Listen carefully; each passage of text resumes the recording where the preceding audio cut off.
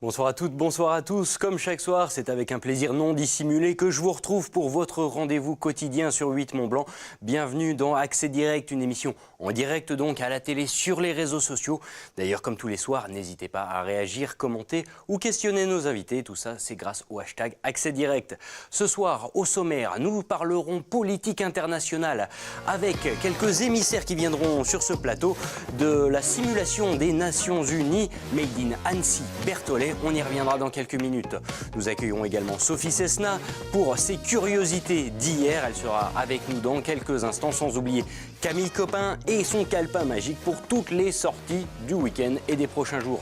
Mais vous connaissez le principe de l'émission. Tout de suite, on commence avec les titres. Et toi, Fanette? T'es en forme, ma Manu. C'est sa dernière semaine. C'est vendredi, c'est ça, t'as tout compris. Et ce soir, au JT, on va parler du loup, du grand méchant loup. Voilà, ça fait depuis 92 et son arrivée, son retour, disons, dans les Alpes que le sujet est compliqué entre les éleveurs, les protecteurs de l'environnement, les parcs nationaux et l'État. Et donc hier, une réunion a été organisée avec toutes ces différentes parties et le nouveau préfet de région à Beaufort. En Savoie donc, et il semble que le préfet prenne plutôt là le parti des éleveurs, donc on fera le point avec Kimberley Trivio. Hâte de voir ça. Et puis, on va prendre un petit coup de gentiane. Voilà, mais c'est pas la gentiane que tu crois, tu vas être déçu, c'est une nouvelle monnaie locale du côté du bassin annécien. Il existait déjà le léman, donc dans le bassin genevois, l'élève du côté de Chambéry, et donc la gentiane est arrivée là il y a quelques jours à Annecy, et une trentaine de commerçants l'utilisent déjà, donc voilà, ça permet de favoriser les circuits courts. C'est tout ce qu'on peut lui souhaiter, que ça devienne monnaie courante. Je te garde un petit peu avec une revue de presse qui aujourd'hui s'attache à l'artisanat, mais un artisanat particulier. Voilà, c'est un portrait proposé par nos confrères d'Éco-Savoie-Mont-Blanc cette semaine, celui de Frédéric Andrès, qui est, le métier, c'est ferronnier d'art. Et donc, il est installé à Morillon depuis plusieurs années déjà. Il vient d'être récompensé par un prix et un label. Et il faut savoir que chacune des pièces qu'il crée est unique et certaines sont allées assez loin. Il a une notoriété en France, mais aussi à l'international. Donc, on trouve son travail notamment à Conakry, à Singapour, au Royal Hotel d'Oran, dans le palais présidentiel de Cotonou. Et donc voilà, si on souhaite le rencontrer et voir son travail, ça se passe donc à Morillon et son atelier s'appelle Saint-Martin. J'ignorais que le savoir-faire de la ferronnerie de Haute-Savoie allait si loin à travers les frontières. Voilà, un chouette portrait en image, ça serait sympa aussi d'ailleurs. Tout à fait, tout à fait. Et puis moi, je me suis intéressé... Oui, je te lance pas. Ah, non, parce que... Si, toi, tu t'es intéressé à Genève avec des dégâts collatéraux. Ouais, on parle toujours des grands chantiers dans le JT, mais pas assez des petites gens. Donc voilà, c'est pour ça un article de Marie Prieur de la Tribune de Genève qui est allé voir un boulanger du quartier de Champel qui a vu ses recettes diminuer de près de 70% en un an à cause du chantier du Ceva. On le voit sur cette image, de grandes barrières beiges qui se sont mis juste devant sa boulangerie-pâtisserie. Or, depuis 40 jours, la ville de Genève a validé le principe d'indemnisation aux commerçants impactés par ce chantier. Pourtant, aujourd'hui, le commerçant n'a toujours reçu aucun chèque. Didier Ballodel ne mâche pas ses mots puisqu'il dit à notre confrère « On meurt à petit feu ici ». Il faut dire que le chantier a débuté en 2015 et qu'aujourd'hui, sur ce même site de Champel, le site est totalement au point mort. Et il disait justement à Marie Prieur que, voyant le dessus depuis sa fenêtre de chez lui, il voit plus les ouvriers du Ceva jouer à la pétanque et s'en servir comme des pots qu'à proprement parler et construire le Ceva. Donc de nombreuses questions restent en suspens. En tout cas, on lui souhaite bien du courage et en espérant que ça se finisse vite. Et puis une manif bon enfant. Oui, une étonnante manifestation a eu lieu ce vendredi matin à Saint-Julien. Les grévistes ont tous de 6 à 10 ans. Alors selon nos informations, ils ne sont pas sous l'égide d'un syndicat, mais ils ont manifesté leur mécontentement. 225 élèves de l'école François Bulloz, dont l'établissement n'était plus nettoyé depuis quelques semaines. Un état de saleté avancé qui a mené les élèves, le corps professoral justement, à faire un sitting devant la mairie. Une action qui a porté ses fruits puisque la directrice, son adjointe et des professeurs ainsi que tous les délégués de classe, j'ignorais qu'il y avait des délégués de classe en CP, mais bon, ils ont été reçus par la mairie dans la matinée en espérant que la situation se débloque. Affaire à suivre. Affaire à suivre. Merci beaucoup, Fanette. À tout à l'heure. À tout à l'heure pour le rappel des titres. Puis j'accueille tout de suite nos invités du jour. C'est maintenant que ça se passe.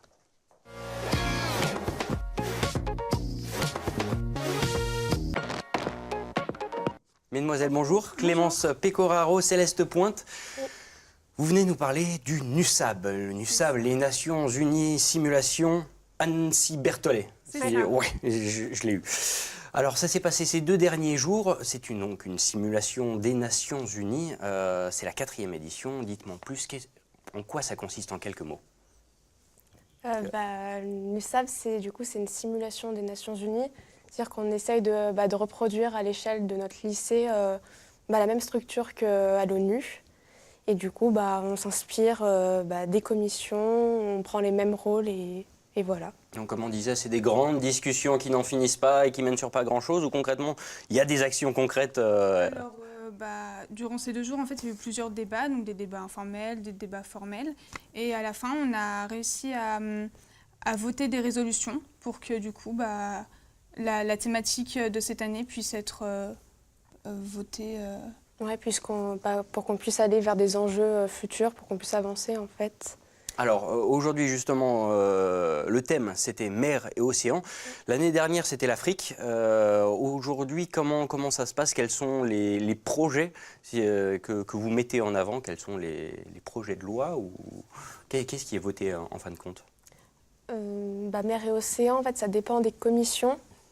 Nous, en tant que journalistes, on n'a pas pu se pencher. Vous incarniez les journalistes, parce que c'est vraiment toutes les Nations Unies. Il y a les pays qui sont représentés avec de nombreuses... les délégués, les ambassadeurs et les présidents. Et après, il y a différentes commissions où justement les délégués sont dans chaque commission et ensuite se réunissent pour justement voter des amendements. Des amendements, c'est ça. Et pour ensuite les exposer aux différents pays. Et justement, les débats sont présents pour voir quel amendement on va retenir. Oui. Du coup, en tant que journaliste, on sait à peu près qu'est-ce qui s'est passé, par exemple, dans les commissions, mais on ne sait pas exactement sur le fond, on ne sait pas tous les pays, exactement leur position, leur point de vue, tout ça. Tout ça, ça rentre dans un cadre pédagogique avec vos professeurs, j'imagine. C'est un travail qui dure 2 jours dans les faits, mais qui doit s'inscrire un peu plus dans la durée. Depuis le mois d'octobre, on a vraiment commencé à travailler sur le projet NUSAB.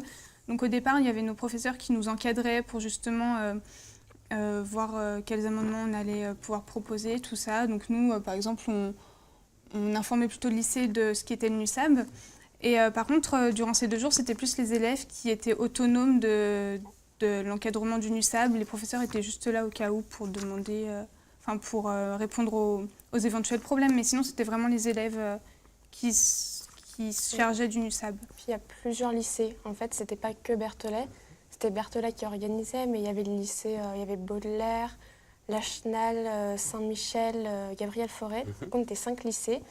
Et chacun, en fait, depuis septembre, octobre, prépare à peu près à 1 heure par semaine à s'intéresser à son pays, sa position dans le monde, et après voir, en fonction de sa commission, qu'est-ce qui pourrait améliorer en fonction du thème, donc la mer et océan. Alors, mer et océan, qu'est-ce que, au final, vous votez des amendements, vous allez les soumettre aux vraies Nations Unies ou comment ça se passe? Alors, nous, on a rédigé un journal, justement, donc, comme celui-ci, par exemple. Et justement, on espérerait qu'une personne de l'ONU puisse le lire, mais...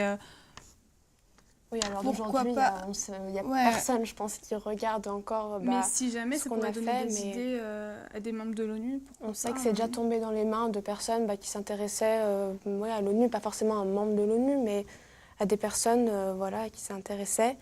Et du coup, chaque année, le NUSAB, on est journalistes, on fait un journal. Et c'est un journal qu'on fait en 1 jour. Le matin, on observe un peu et l'après-midi, on commence à écrire. Et après, on reste hier jusqu'à 23h. 23h30 pour imprimer, pour aller jusqu'à l'impression du journal. C'est vraiment dans les conditions du réel, du coup. Au quotidien, en fait, Aujourd'hui, donc, ça c'est fini. J'imagine que ça c'est pas terminé pour autant. Vous allez continuer en classe à en reparler, à essayer de tirer un petit peu les enseignements de ces 2 jours de réunion. C'est ça. Oui. Puis même dans le futur, c'est hyper enrichissant comme expérience parce que du coup, on est vraiment autonome, on apprend de nouvelles choses par rapport aux différents pays, les conflits entre différents pays qu'on connaîtrait pas forcément. Et Alors, il y a eu Du des coup- clashs entre Amérique et Corée, comment ça se passe? Amérique, Russie surtout. Amérique-Russie, ouais.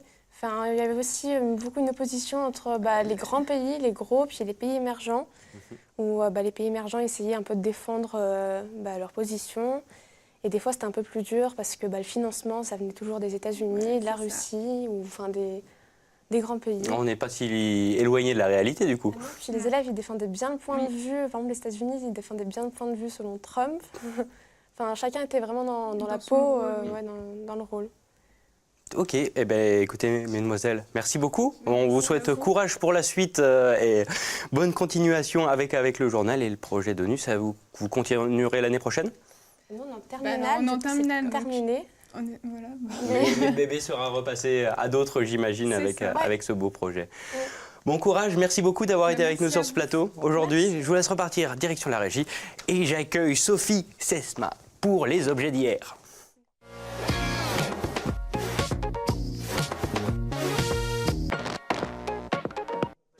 Et ma feuille aujourd'hui. Bonjour Sophie, Bonjour Mani. comment vas-tu? Très bien et toi? Oh, super, c'est bientôt le week-end. C'est Ah, c'est bientôt le week-end, c'est vrai, on va porchiner.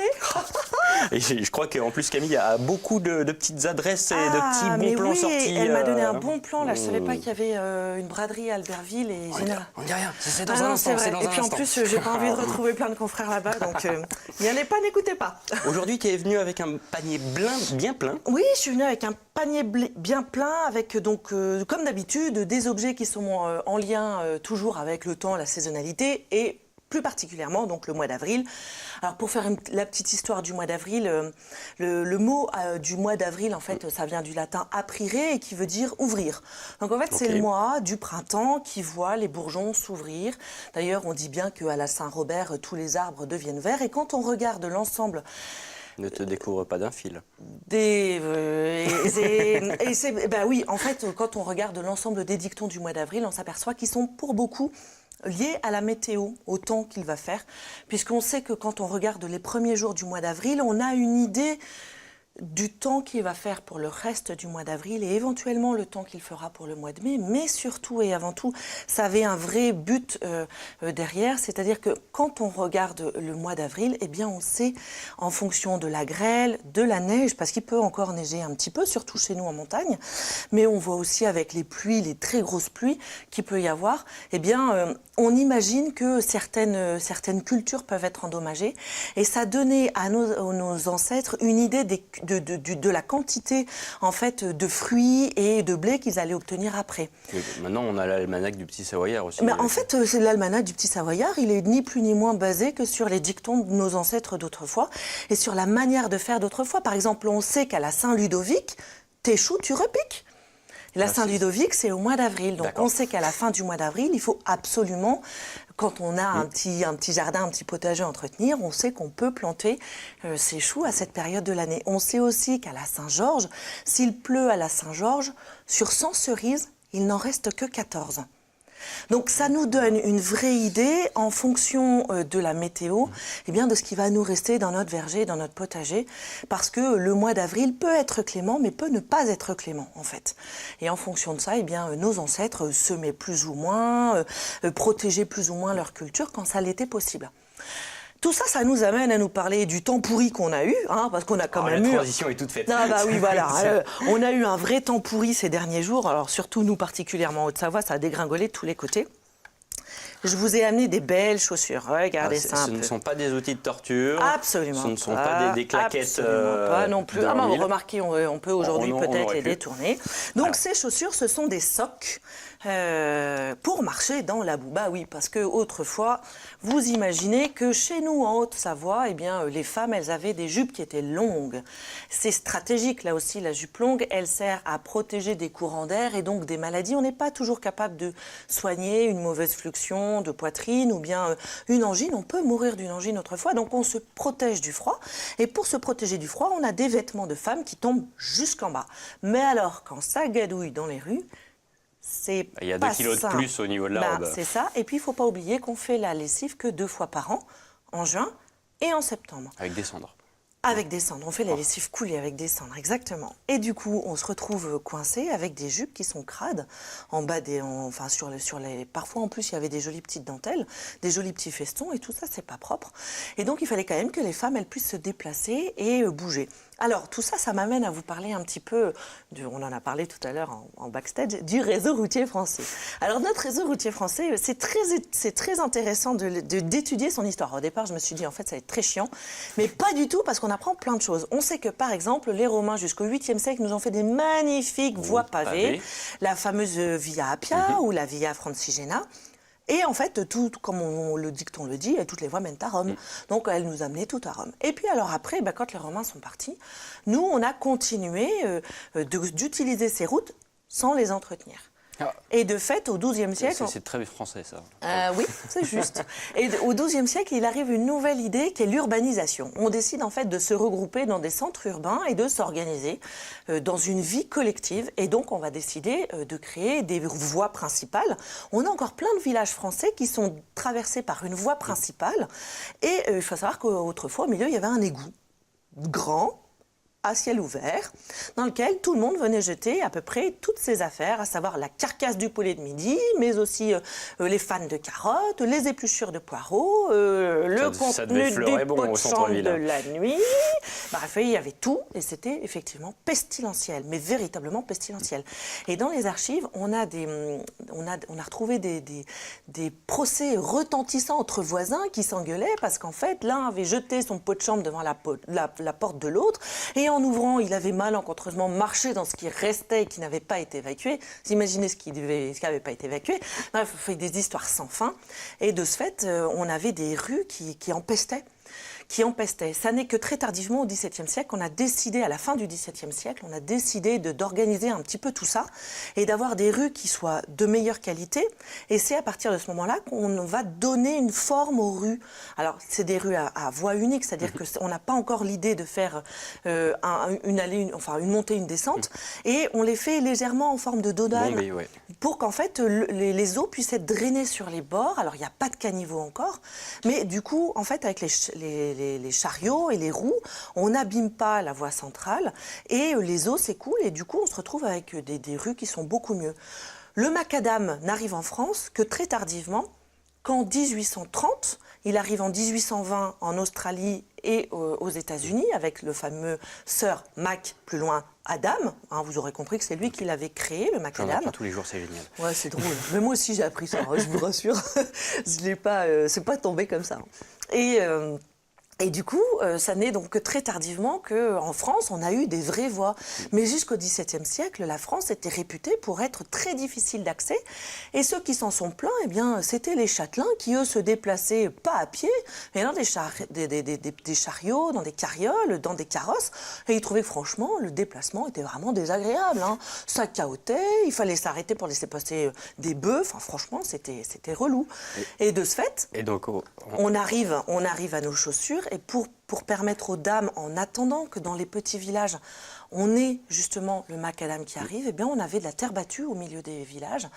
Et pour pouvoir se déplacer tranquillement et sans abîmer leurs vêtements, sans les salir, et pour pouvoir les remettre plusieurs jours d'affilée, eh bien elles utilisaient ces socs. Des socs. Voilà, des socs. Les ancêtres des talons, finalement. Les ancêtres des talons, oui, c'est ça. Alors, je ne vais pas les essayer. Je pense que pour pouvoir marcher avec, on doit avoir une démarche un peu grandiloquente. Ça doit pas être... C'est taille unique ? Comment ça se passe ? Non, alors c'est pas taille unique parce que j'en ai trouvé d'autres sur Internet. Alors, par exemple, il en existe au Mucem. Mais c'est que taille femme, c'est que pour les femmes.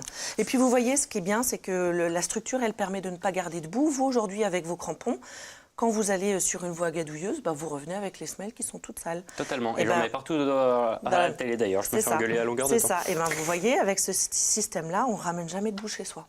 C'est bien. Non, mais c'est bien pensé. Ils n'étaient pas bêtes à l'époque. Non.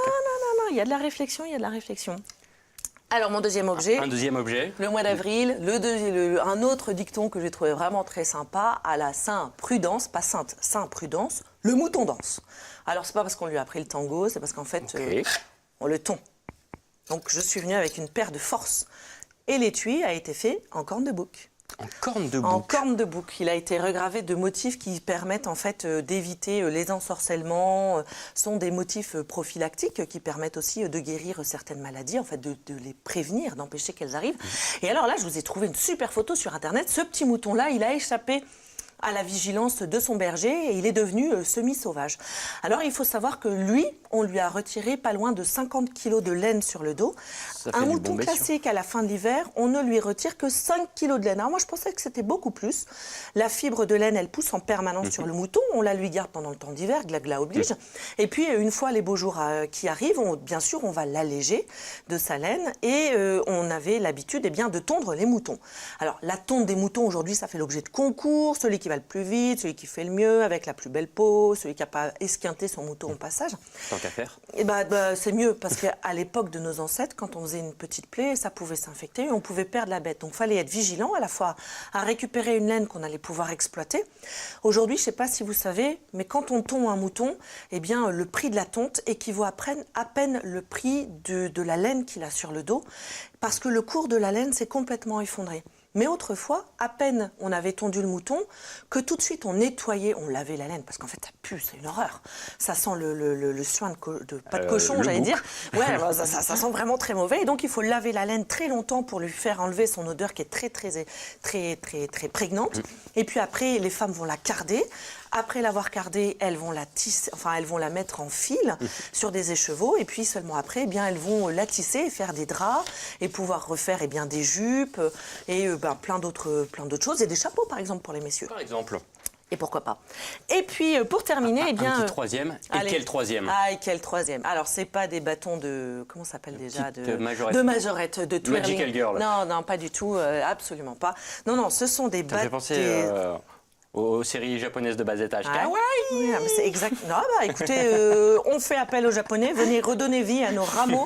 Alors, ce sont des rameaux. D'ailleurs, je suis pas très sympa. J'aurais dû vous donner les bleus. Le bleu, non, mais vous êtes un le rose me garçon. va Allez, bien. soyons open. Ça s'y a mon teint. C'est vrai. Non, mais là, c'est assorti à votre chemise, cela dit. C'est pas mal. Raccord. Avec les Non, mais plumes c'est en bien plus, trouvé. c'est plutôt sympa, ouais. Et donc, ce sont des rameaux qu'on utilisait uniquement, exclusivement en Provence, qu'on donnait aux enfants. Donc, les enfants partaient en procession avec ces rameaux-là. Et alors, subtilité de la chose, et c'est la dame qui me les a vendus, qui m'a expliqué, parce qu'elle m'a fourni les photos de ses enfants. Et il y avait des petits chocolats qui étaient suspendus, et les enfants partaient en procession avec les rameaux et les petits chocolats suspendus. Et donc, on rentrait dans l'église avec ça. Vous imaginez bien qu'à la sortie de la messe, les enfants devaient se régaler de manger les chocolats vite. Mais de ce fait, il n'existe ce type de rameaux qu'en Provence. Donc, c'est ce que moi, j'ai appelé des rameaux de pacotille. C'est vraiment des choses, c'est brillant. Il y a des froufrous, vous avez des plumes. Là-bas, il y a du papier crépon, des petits rubans. C'est vraiment drôle. Ah, mais c'est de l'artisanat.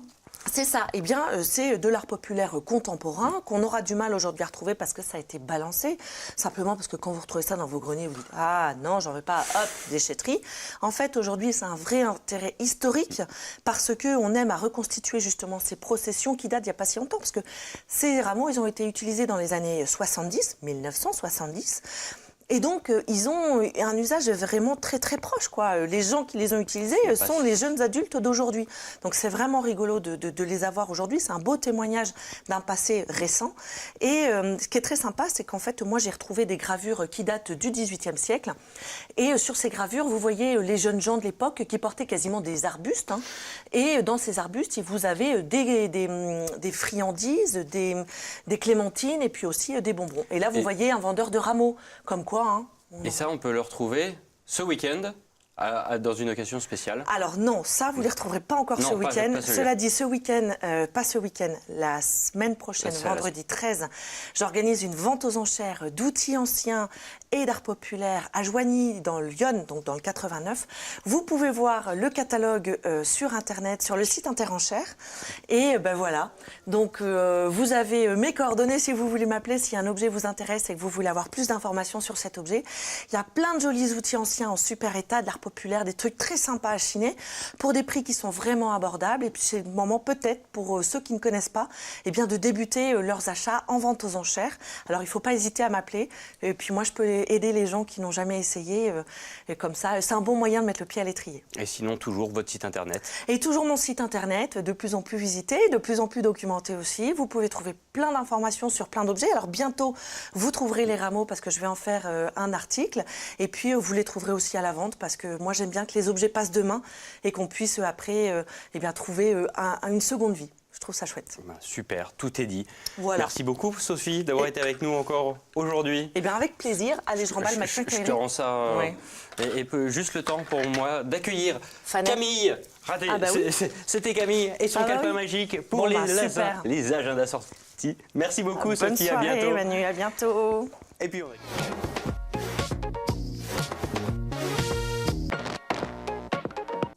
Ma chère Camille, ça va? Je t'ai pas trop coupé ton temps de parole? Très bien. Magnifique.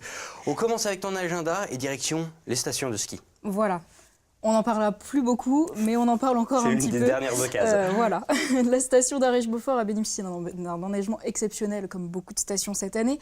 Et donc, le domaine skiable savoyard a décidé de jouer les prolongations en restant ouvert ce week-end. Donc, un domaine skiable ouvert quand même dans sa totalité, avec une météo ensoleillée pour ces 2 prochains jours. Moi, j'ai envie de dire, voilà, ça c'était la webcam du jour. C'est vrai qu'aujourd'hui c'était Ça- vendeur. Je ne sais pas si ça sera encore le cas encore de demain, quoi mais normalement, Voilà. Thierry Paul nous annonce qu'il n'y aura pas de précipitation. Donc je pense que ça devrait bien se passer. Donc si vous avez encore envie de skier, n'hésitez pas à aller à Arèche-Beaufort. La station vous gâte puisque sur le site internet qui va normalement s'afficher en bas de votre écran, arèche-beaufort.com, sans forfait journée valable ce samedi 7 ou ce dimanche 8 sont au prix de 20 € au lieu de 29,70 €. Ça fait quand même presque 10 € économisés. Donc on profite, on embarque les amis et on va profiter de la neige avant d'entamer la saison des barbecues. Magnifique, même si pour certains elle va commencer plus vite que prévu. Oui, on le Autre domaine skiable dans lesquels il est encore possible peut-être de skier un petit peu? Voilà, à Laclusa, demain samedi 7 avril, on a un joli programme nocturne qui a été organisé par l'ESF. Donc de Laclusa au profit de l'UNICEF. Au programme, donc un slalom géant éclairé et chronométré, suivi d'une descente au flambeau sur la piste située sous le télécabine de la patinoire. Tout le monde peut y participer, enfants comme adultes. C'est à 18h30 qu'on se donne rendez-vous pour les participants pour un départ à 19h. Les inscriptions sont à faire à l'avance auprès de l'ESF de Laclusa, sur place ou à distance, donc par mail. Les coordonnées vont s'afficher en bas de votre écran.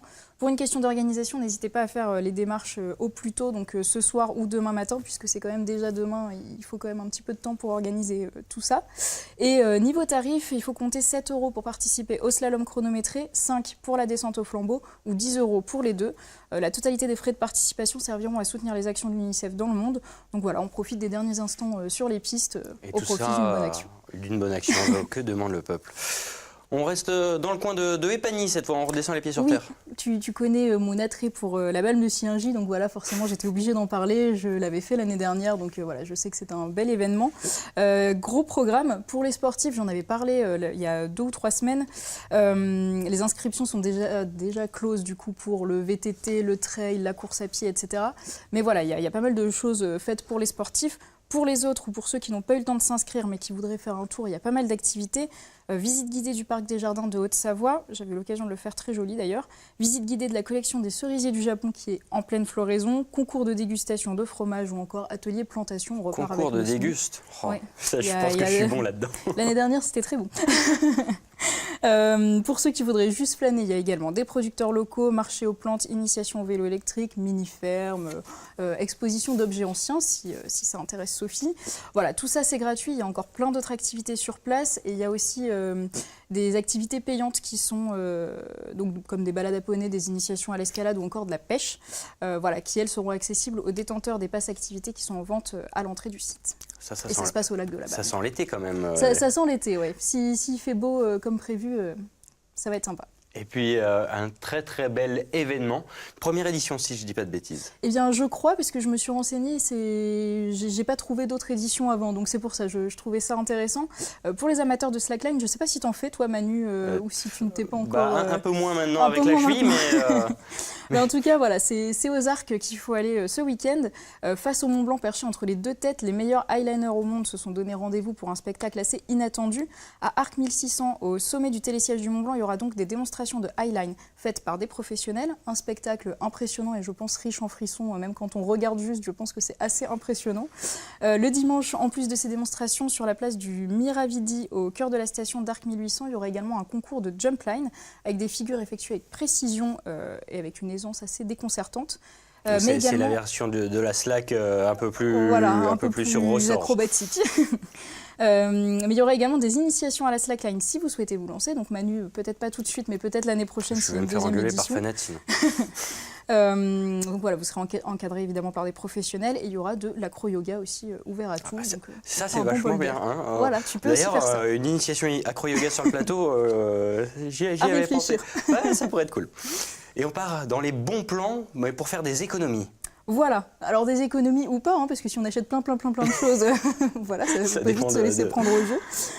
Mais voilà, une bonne nouvelle pour ceux et celles qui aiment chiner, fouiller et dénicher des jolis trésors, c'est le retour du beau temps, donc accompagné des vides-greniers, des braderies, des brocantes en tout genre. Donc avis aux amateurs, ce dimanche 8 avril, rendez-vous à Albertville pour la grande braderie de printemps, où commerçants et particuliers déballent leurs affaires dans le centre-ville.